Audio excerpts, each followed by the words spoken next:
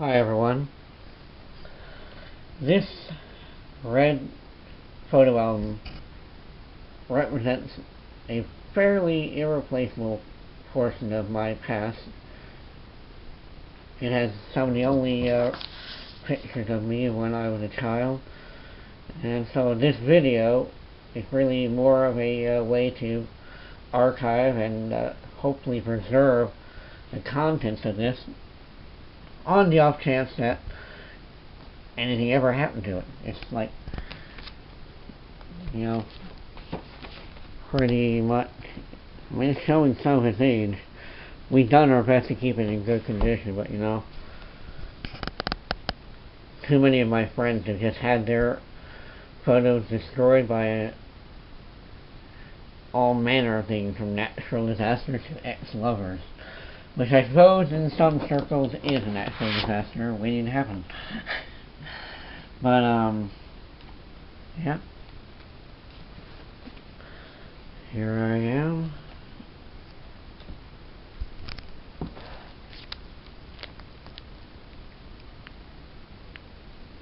And so many times I know people look at their own pictures and go, was I ever that young? And I feel that every time I look at this, and I'm just like, wow, okay. I don't know if anyone can tell, but so you can see I didn't have a chin for a while there. Alright, there's some written stuff in the next couple pages, and I'm just going to read it so that I have I can say what it said. Zoe was born on November 10th, 1977 at Middletown Hospital. He weighed 5 pounds 5 ounces.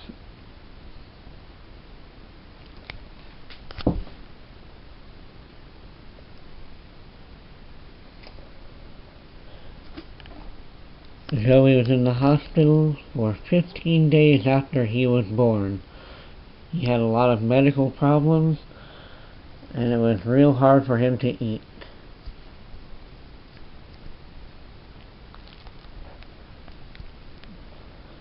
Zoe's mother and father were named Sue and Kevin. His sister Angela was 1.5 years old when Zoe was born.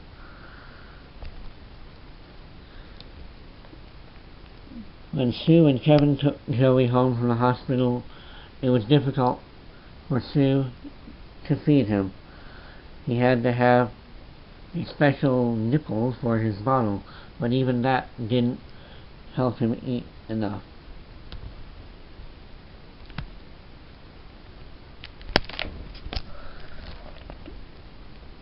Sue took Zoe back to the hospital on December 20th, 1977, because he couldn't drink his milk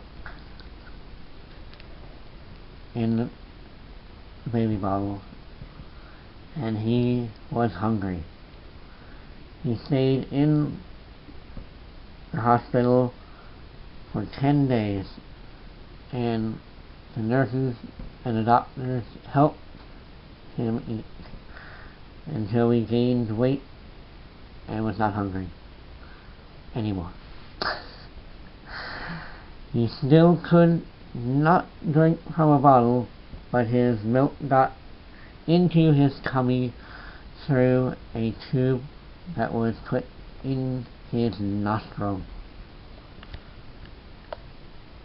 I actually have an odd memory of something like that, but it wasn't milk they were putting through a tube. It was some kind of red liquid that I actually somehow tasted, even though technically it shouldn't have been possible. At least I don't think so. I mean, going through your nose, it would probably bypass almost all the taste buds, but alright, I digress. Back to the book. I know these little drawings are not important, but yeah, I still want a record that they were there.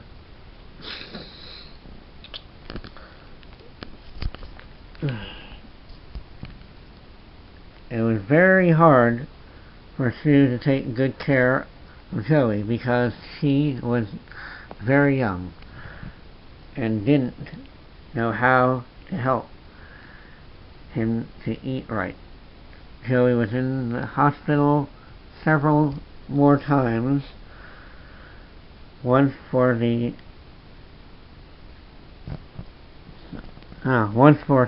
months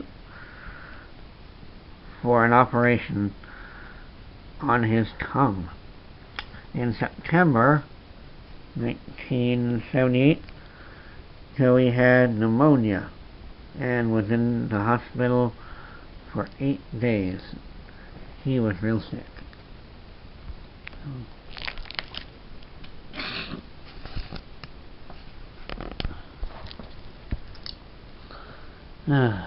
Sue and Kevin had a real hard time finding a house to live in, and Kevin could not find a job. Sometimes they had to sleep in their car because they had no house. This was very hard for everyone, especially Joey, because he was so little and he got sick a lot. Sometimes Angela and Joey didn't get any food.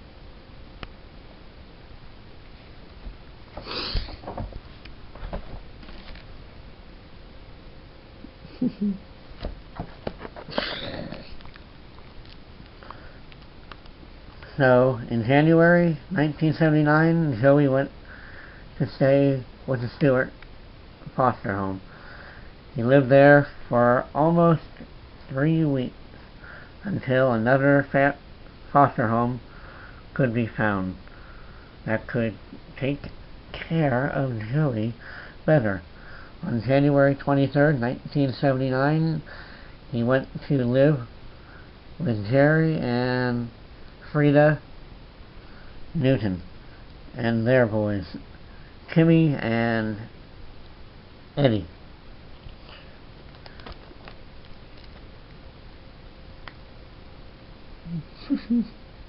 There I am. Oh my gosh. I don't know which one that is, Timmy or Eddie, but hey.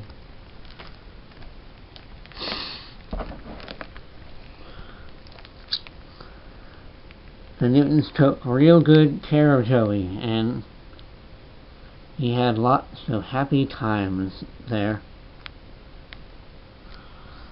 Sometimes Sue and Kevin came to see Joey, but Kevin still didn't have a job, and they kept moving from house to house because they couldn't pay the rent. Joey was happy at the Newtons.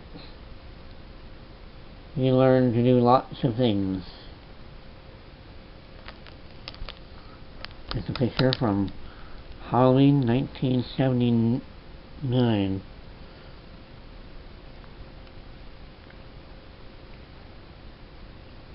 Here I am, wearing Tweety Bird. Yeah. Sometimes Joey still got sick, but when he had to go to the hospital, Frida went to see him every day. I warn you, this next picture kind of disturbs me. And it's me! So, you know, you're forewarned.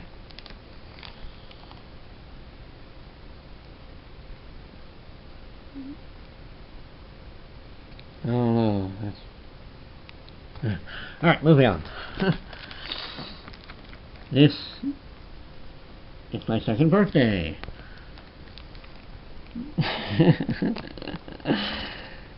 Oh, goodness. Don't you just hate glare? Overhead light?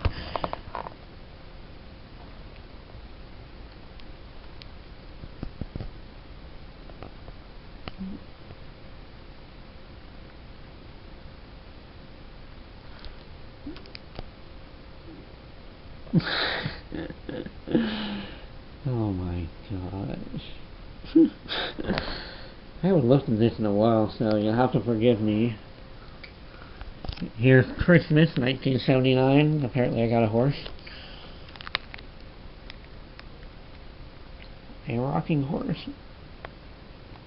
That's how old I am. That my Christmas gift would have been a rocking horse. I have no idea why I'm dressed like that.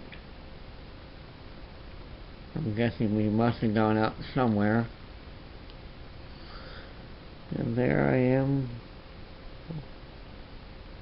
I'm thinking those two boys to my either side are Timmy and Eddie. And we all knew that guy's supposed to be. I don't know. I look a little bit unnerved there.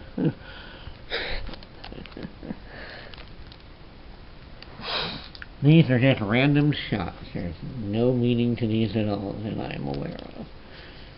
But you know, it's my video photo album, so I don't care. They're in my picture book.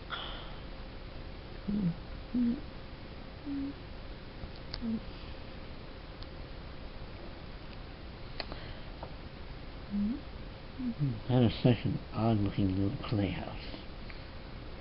I have no idea what I'm wearing in there. I don't know. That's just kind of like, what am I wearing? I don't know. Clearly there's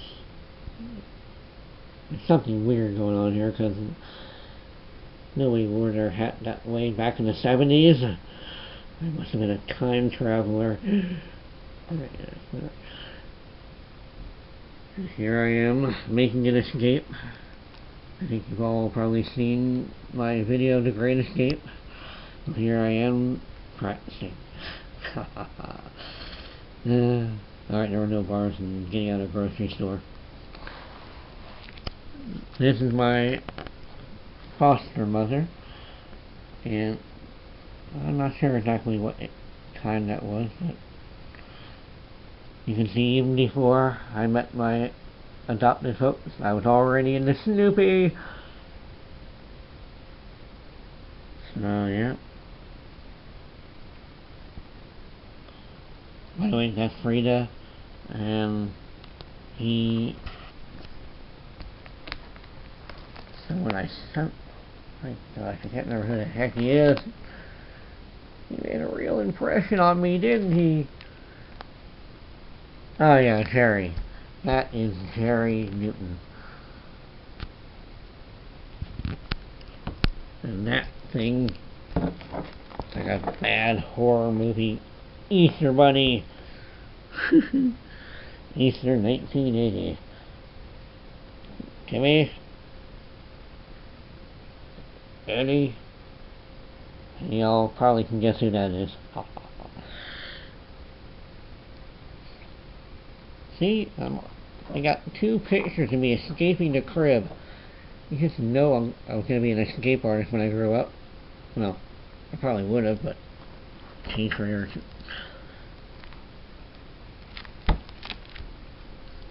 Here's me and Frida again.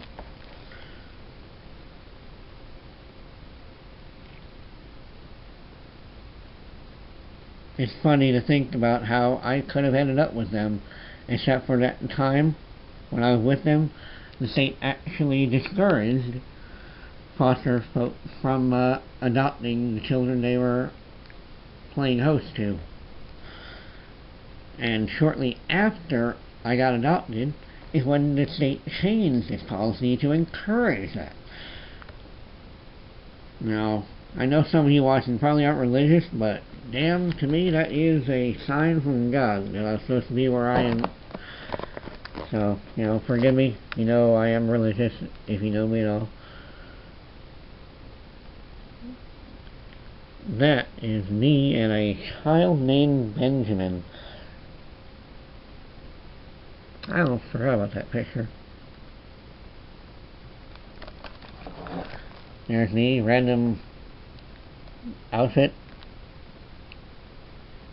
I can't really make out what that says. Who would have known that I'd have bad eyes? Alright, we're almost to the end, so if you're like looking at the minutes going, how long is it gonna last? Well, you're almost to the end. I hope anyone who's watching is enjoying this. A foster home is a good place for children who can't live with their parents, but it's just a temporary home. When it looked like Sue and Kevin could not make a good home for Joey, the social worker wanted Joey to have a mom and a dad of his own who could love him. There we go. Love him and take good care of him. Frida and Jerry loved Joey, but they were his foster parents. Gail, Joey's social worker, wanted to find just the right mom and dad for Joey. Parents who would adopt him and he would be their little boy. And guess who asked to be Joey's new mom and dad?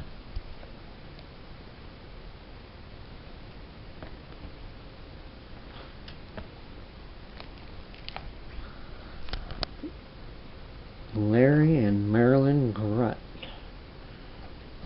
Just look at them. They're like sociopaths, aren't they? Alright, no. I love them. They're my mom and dad. For 30 years of my life, at least.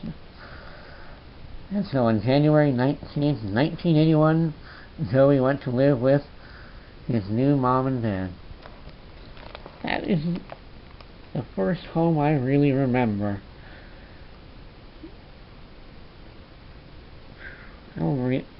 This picture is like the only evidence there were ever bushes in this front yard. And look at how small it was. And anyway, I was small, so it didn't matter. Look at me. And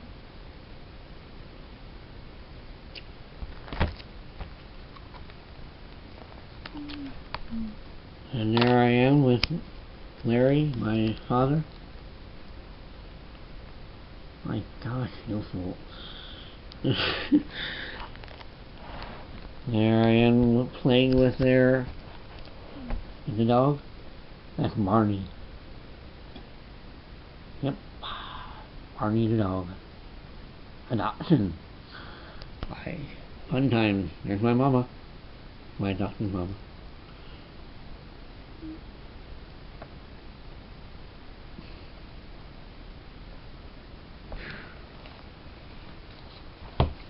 And that is the end of my photo album.